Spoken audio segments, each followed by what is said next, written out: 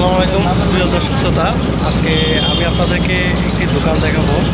দোকানটা আমার কাছে খুবই ভালো লাগছে। একটা কন্টেনার দিয়ে কিভাবে একটা দোকান করা যায় এবং তার ডেকোরেশনটা এত সুন্দর হবে সেটা আসলে চোখে না দেখলেই বোঝা যায় না। তো আপনাদের সামনে এটা আমি তুলে ধরবো।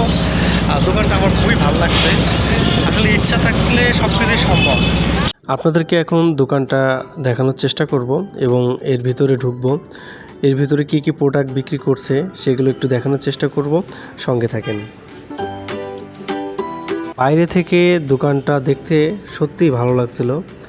একটি কন্টেনার দিয়ে এত সুন্দরভাবে একটি দোকান করা যায়, এটা না দেখলে কখনো বিশ্বাস করা যায় না।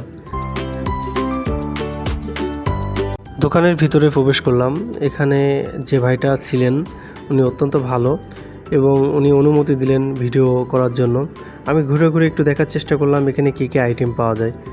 বেশিরভাগ দেখলাম ছেলেদের জুতা, সানগ্লাস এবং মেয়েদের জন্য জুতা প্লাস ভ্যানিটি ব্যাগ ইত্যাদি এগুলো আছে।